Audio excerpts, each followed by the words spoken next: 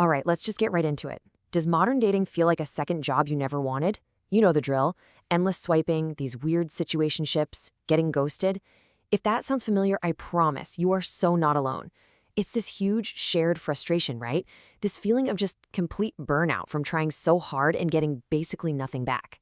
But what if the real problem isn't who you're choosing, but how you're choosing? What if there's this hidden pattern, kind of like an invisible script running in the background and making everything way harder than it has to be? For explorers, stick with me because by the end of this, you're not only going to see this invisible force that's probably been sabotaging your love life, but you'll know exactly how to fix it. So, here's the game plan. First, we're going to talk about the problem just to make sure we're all on the same page.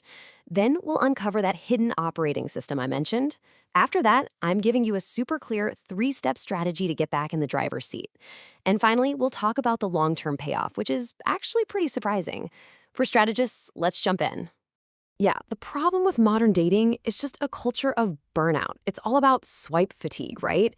You have this endless buffet of options, but somehow you end up starving for a real connection. It feels like this game that's designed to leave you feeling totally drained. I mean, if you've ever rage deleted a dating app, just completely fed up, then you know exactly what this feels like. And here's the real kicker, the central conflict of it all. Deep down, our brains are literally wired for connection. It's a survival thing. But we've also got these old subconscious patterns running the show, and they often push us in the exact opposite direction. So it's like your foot is on the gas and the brake at the same time. It's this constant internal battle. Okay, so this brings us to the thing that unlocks this whole puzzle. It's called attachment theory. And look, this isn't some new trendy TikTok thing. It's a really solid, well-researched psychological framework. The best way to think about it is like the hidden operating system that's been running your love life this whole time without you even knowing it. So here's the simple breakdown. Your attachment style, it was basically programmed into you in early childhood, based on your relationship with your parents or caregivers. This programming dictates everything: how you handle intimacy, how you react in arguments, how you connect with people as an adult. It's basically your factory default setting for relationships. Okay, so in the dating world, you're going to run into 3 main styles. About 50% of people are what we call secure. They're pretty comfortable with intimacy and independence. They're kind of the goal. But the other half is where it gets tricky. You've got the anxious style, about 20%, who really crave closeness and are terrified of being abandoned. Then you've got the avoidant style, about 25%, who value their independence above all else and get really freaked out by too much intimacy. For strategists, just getting these 3 categories down is like step 1 to being able to decode pretty much every confusing dating situation ever. All right, now this is the part that blows people's minds and explains so much pain. For explorers, for some reason, anxious and avoidant people are like magnets to each other. So why? Why would 2 completely opposite styles attract? Well, it's because that chaotic push-pull roller coaster feeling, it feels familiar to their subconscious programming. Even though it's terrible for them, it feels like home. Let me walk you through this toxic dance. It goes like this. The anxious partner says, "Hey, let's get closer." And that immediately triggers the avoidant partner's alarm bells for being smothered. So what do? They pull away. They create space. But that withdrawal, it massively triggers the anxious partner's biggest fear, abandonment. So they pursue harder, which just makes the avoidant partner pull away even more. You see the loop? It's this exhausting, painful cycle that almost never has a happy ending. But, okay, it's not all doom and gloom. There is a way out of this mess. The antidote to all of this chaos is something people are calling slow dating. For settlers, think of it as a safe, practical, and honestly just a more strategic way to build a real connection. It's about stepping off the swipe-based hamster wheel and getting back to what actually works: genuine human-to-human connection.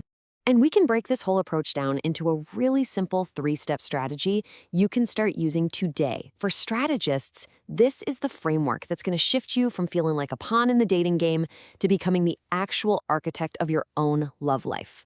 Step 1, define your non-negotiables. And I mean, before you even think about going on another date, sit down and figure out your top 3 to 5 core values. And let's be clear, I'm not talking about stuff like must be over 6 feet tall or likes hiking. I'm talking about deep character stuff. Things like, how do they handle a disagreement? Is honesty a big deal to them? Do they believe in growing as a person? Getting clear on this stuff is your new filter. It's what stops you from getting sidetracked by that initial spark with someone who is totally wrong for you. Okay, step 2. I call this the sync check, and it's a powerful tool hidden inside one simple question. All you have to do is ask, so what does your 5-year hustle look like? And again, this has nothing to do with how much money they make. For explorers, this is like a secret shortcut to understanding their ambition, their core values, and basically their entire blueprint for their life. Because what you're really doing with that question is checking for long-term compatibility. For strategists, you're trying to figure out, are your futures running on parallel tracks, or are you on a collision course? Do their dreams about career or family or where they want to live, do they sync up with yours at all? This one question can save you from a massive wreck, like 5 years down the line. And that brings us to step 3, which is a complete mindset shift. It all comes down to this one phrase: safety is the new sexy. Seriously. The new rule for dating successfully is to stop chasing those chaotic, anxiety-filled sparks and start prioritizing emotional safety. Yeah, the roller coaster is exciting for a minute, but it always crashes. Stability, that's what actually lasts. So, what does emotional safety even mean? What does it look like in the real world? For settlers, it's actually super simple, and it's all about consistency.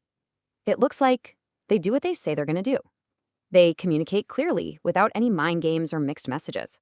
And most importantly, you feel like you can just exhale and be yourself without being judged. And trust me, that feeling of safety isn't boring. It's the foundation where real, deep, lasting passion actually has a chance to grow. All right, now let's talk about the long-term payoff, because this is the part that almost nobody connects. Getting your love life handled isn't just about feeling good and not being lonely. It has a huge, real, measurable impact on, well, everything else, especially your career. This is the big payoff for real. There was tons of research from places like Harvard, no less, that shows a direct line between having a stable, supportive partner and being more successful professionally. Your relationship isn't some distraction from your real life. It's a strategic asset. It's like a superpower. And I mean, the data doesn't lie. When you've got that solid foundation at home, what happens at work? Your productivity shoots up.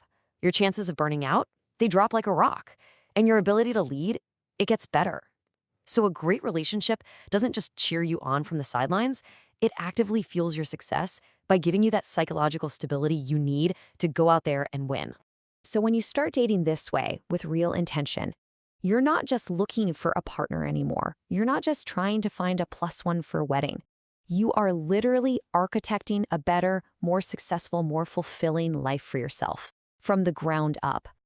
Now, I know what some of you are thinking. Oh no, I'm already in that anxious avoidant trap. What do I do now? Well, breaking out of that cycle when you're in the middle of it is a whole other topic. And it's exactly what we're going to break down in our very next explainer. So make sure you follow so you don't miss that. And last thing, if any of this hit home for you, you probably have a friend who is just as tired of the dating game as you are. For social smarts, do them a solid and share this with them. It's one of the best ways to help somebody out and just let them know, hey, you're not going crazy and you're not alone. All right, I'll see you in the next one. If this touched your heart, please subscribe, like, and share it with your family. Save this for more meaningful content ahead.